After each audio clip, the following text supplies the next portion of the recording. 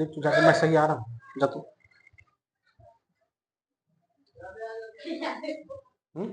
सही आ रहे हो।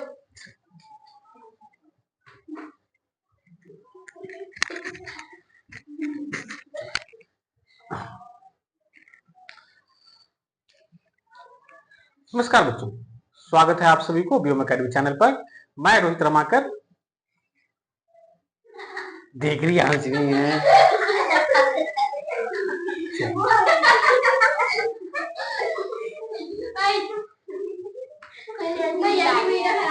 हाँ चुप रहे, खराब हुई तो तुम लोगों को वीडियो जो बनाती है ना ऐसे करके रही है।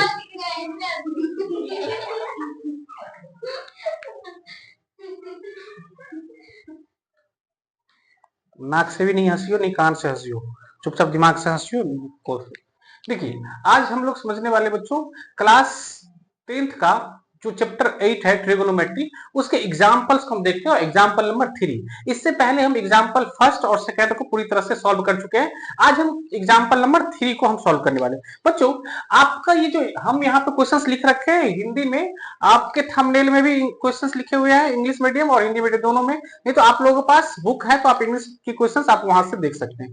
बच्चों, सबसे पहले एक बार हम क्वेश्चंस को पढ़ लेते हैं। क्वेश्चंस क्या कह रहा है कि ट्रायंगल एबीसी लीजिए जिसका कोण सी समकोण है, जिसमें ए बी बराबर 29 इकाई, बीसी बराबर 21 इकाई और angle A B C equal to theta, तो निम्नलिखित का मान ज्ञात कीजिए। है ना। अब निम्नलिखित कौन सा ज्ञात करना है बच्चों? तो ये पहला cos square theta plus sine square theta, दूसरा करना है cos square theta minus sine square theta. English में यही बच्चों क्या हो जाएंगे, in triangle ABC where angle C is right angle triangle in which AB equals to 29 units and BC equals to 21 units and angle ABC equals to theta, है ना। Find the following. अब find the following ये question है, ये same question होंगे आपके English में भी, तो आप थंबनेल में देख सकते हैं बुक में। बच्चों, इस क्वेश्चन को पहले सॉल्व करने के लिए जाते हैं, उससे पहले हमको कुछ चीजें लिखना पड़ता है। कोई सी भी क्वेश्चन को सॉल्व करिए तो आपको सबसे पहले उसमें गिवन लिखना पड़ता है। अब गिवन क्या है बेटा, तो आप यहाँ पे आइएगा, दे रखा है, यहाँ पे लिखना पड़ेगा बच्चों। सॉल्यूशन में दिया गया है ना, दिया गया, क्या दे रखा बाबू हिंदी में, इंग्लिश में गिवन।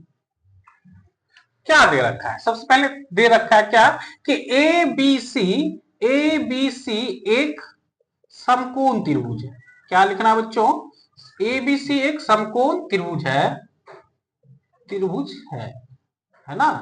और angle C equals to 90 degree, angle C equals to 90 degree, A B equals to 29 units and BC equals to बेटा 21 यूनिट्स एंड एंगल दे रखा है। एंगल किसके लिए सोचना है? A B C equals to theta, है ना, थीटा।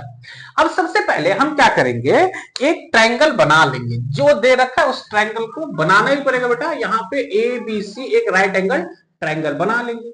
अब जब एबीसी राइट एंगल ट्रायंगल बनाए तो हमको कह रहा है कि सी राइट एंगल है। सी क्या बेटा?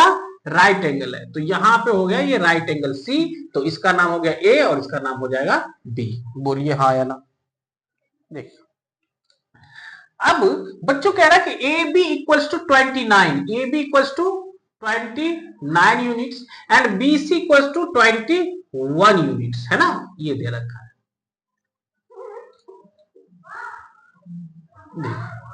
और एंगल, ये जो एंगल है ए बी सी ये दे रखा है बेटा थीटा। ये क्या दे रखा है? थीटा। तो इसका मतलब है, ये क्वेश्चन कह रहा है कि इसके लिए सोचिए, इसके लिए। अब आपको ये चीज पता होना चाहिए बाबू कि जो एंगल के बारे में बोला जाए, जैसे इस एंगल के बारे में बोला जाए तो इसके सामने वाला जो भुजा होता है वो पी हो जाता है ना।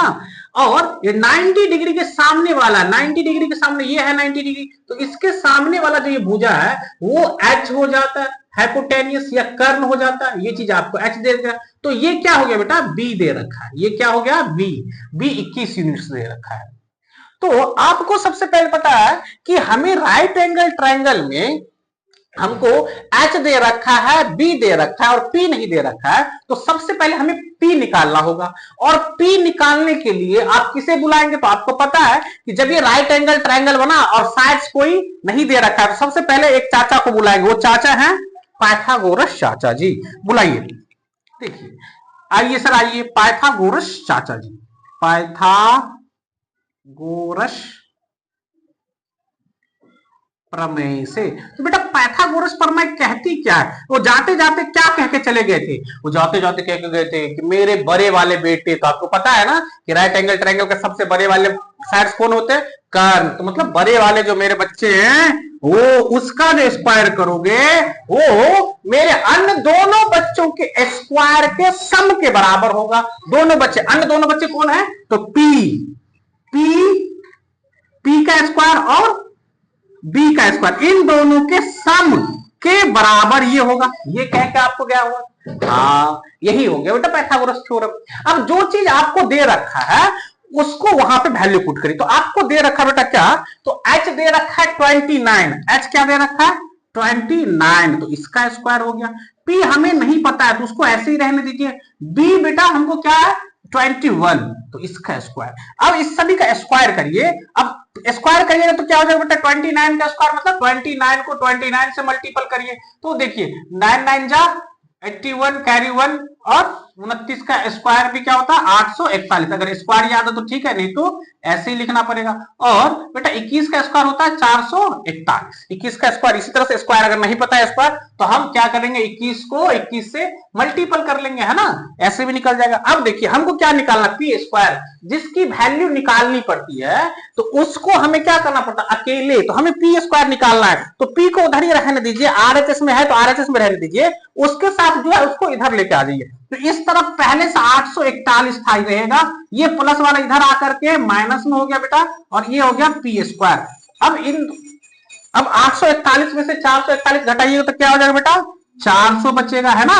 अब यहां हो गया पी स्क्वायर। तो हमें पी चाहिए कि पी स्क्वायर चाहिए? तो भैया बोलिएगा अब पी चाहिए। अब पी चाहिए, इधर देखो खुशी, यहां पे अब स्क्वायर इधर आएगा तो बेटा क्या हो जाएगा? ये अंडर रूट 400 हो जाएगा, है ना? ये हो गया पी।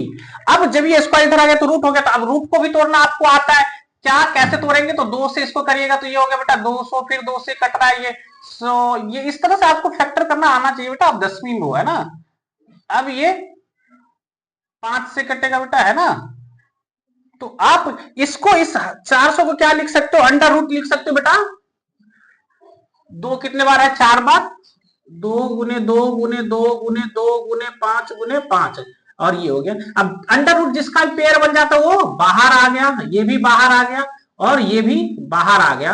और p की वैल्यू क्या आ जाएगी? पेयर बन जाता है वो क्या होता है बेटा? वो बाहर निकल जाता है। इसका पेयर बन गया तो ये बाहर आ गया, एक बार इसका भी पेयर बन गया तो ये भी बाहर आ गया, इसका भी पेयर बन गया, ये भी बाहर आ गया।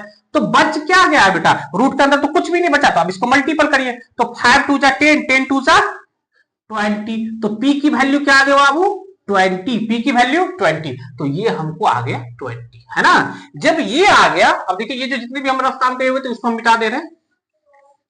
अब आपको जो भी चीजें पूछा जाए सारा आप आसानी से कर पाओगे। देखिए हमें राइट एंगल ट्रायंगल में कुछ भी चीजें पूछे अभी इस चैप्टर के लिए तो आपको सबसे पहले पी, बी और एच का पता होना चाहिए। तो हमें इसमें एच और बी तो दे रखा, पी नहीं दे रखा था। तो हम पाइथागोरस थ्योरम से हमने सबसे पहले क्या निकाल लिया? तो पी निकाल लिया। अब जब पी दे रखा है अब हम नेक्स्ट क्वेश्चंस की तरफ चलता है। क्वेश्चंस क्या कह रहा है आपको? क्वेश्चंस पूछ क्या रहा बेटा? तो सबसे पहला 2 क्वेश्चन, सबसे पहला क्वेश्चन कह रहा है कि cos square theta plus sine square theta बराबर आपसे पूछ रहा है क्या?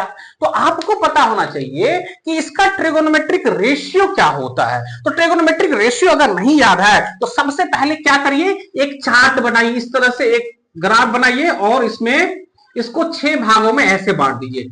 ऐसे एक बीच से लाइन खींचिए और इसको ऐसे बांट दीजिए। और रिक्स याद है वो याद, या फिर पाकिस्तान भूखा पेट, हिंदुस्तान हरा भरा। तो मैं कोई एक यूज कर दे रहा हूं, पापा बीरी पियोगे हाँ हाँ बेटा। अब देखिए इसको पापा किससे होगा? इंग्लिश में इसको पापा किससे कहेंगे बेटा? तो पी से, बीरी बी से, फिर पियोगे पी से, हाँ एच और बेटा बी से। तो अब ये देखिए जब हम इस वाले में जो ऊपर से देखते हैं पी बाय एच तो ये होता है साइन का। ये क्या होता है बेटा? साइन थीटा, और बी बाय एच किसके लिए होता है बेटा, कॉस थीटा। हमको इस दोनों क्वेश्चन में ये साइन और कॉस ही यूज किया जा रहा है, तो इसको आगे आप पहले भी बता रखा हूं। तो देखिए साइन थीटा को क्या लिखेंगे हम, P बाय एच, और cos थीटा को B बाय एच। तो यहां पे जो cos थीटा, हम इसके लिए, इस एंगल के लिए P क्या रहेगा बेटा, आपको पता है कि cos के लिए पूछ रहा है, तो cos के लिए आपको B का पता होना चाहिए। देखिए यहां पे लिख भी दे रहा हूं, cos theta equal to B by H, ये इसका ट्रिगोनोमेट्रिक रेशियो है B बाय एच, और साइन थीटा का ट्रिगोनोमेट्रिक रेशियो क्या होता है बेटा, तो P by H, P by H. अब यहाँ पर थीटा भी एक ही इस्तेमाल किया जा रहा है इसके लिए, तो इसमें तो सबसे आसान हो जाएगा। अब देखिए यहाँ पे cos के लिए क्या है, B बाय एच, तो इसके लिए, इस थीटा के लिए B क्या हो जाएगा, तो आपको पता है कि सबसे h तो बदलता नहीं, h तो यही रहने वाली, बदलता P और B है, तो सबसे सामने वाला जो है वो P हो गया, तो B तो यही होगा ना, B, तो B क्या होगा बेटा 21, और h क्या हो जाएगा 29, तो इसका स्क्वायर दे रखा है, तो स्क्वायर, फिर साइन स्क्वायर, तो साइन क्या होता है बेटा, तो साइन का होता है P बाय एच, तो इसके लिए P क्या हो जाएगा 20, और h क्या हो जाएगा 29। अब इस बार भी क्या कह रहा है, स्क्वायर, तो इस पे भी स्क्वायर।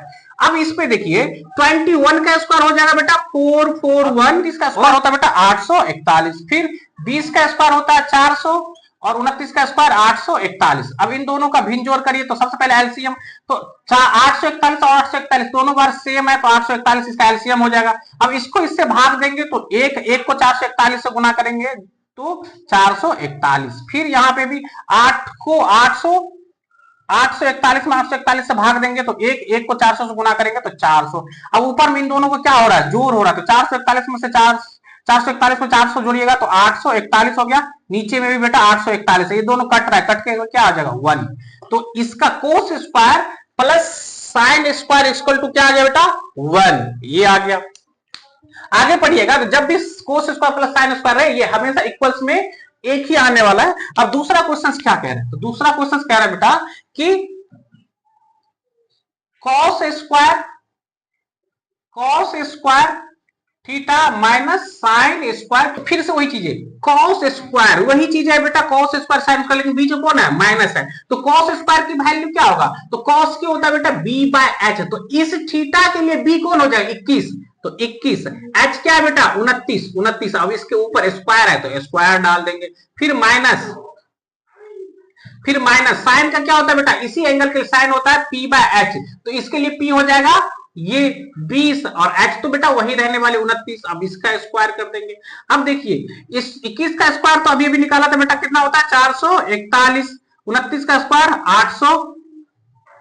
841, फिर माइनस 20 का स्क्वायर बेटा 400 और 841। अब इन दोनों का जब एलसीएम लेने जाइएगा तो ये हो जाएगा बेटा 841, अब इसको इससे भाग दीजिएगा तो एक को 441 से गुना करिएगा तो 441, माइनस में बेटा ये 400 आ जाएगी, वही चीज है। अब इसको जब भाग दीजिएगा तो क्या हो जाएगा 41 बट्टे में 841, ये इसका आंसर हो जाएगा, ये क्या हो जाएगा आंसर।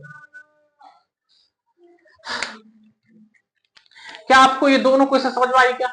इस तरह से आपका ये उदाहरण 3 भी क्लियर हो चुका है बेटा। नेक्स्ट हम उदाहरण 4 को देखेंगे। इस तरह से हम इस पूरे चैप्टर में जितने भी उदाहरण होगा एग्जाम्पल, वो पूरे हम सॉल्व करने वाले हैं। और आपको जो चीजें समझ में नहीं आई है उसको आप हमें कमेंट करिए, आपको फिर हम नेक्स्ट वीडियो में उस चीजों को समझाने की कोशिश करेंगे, है ना।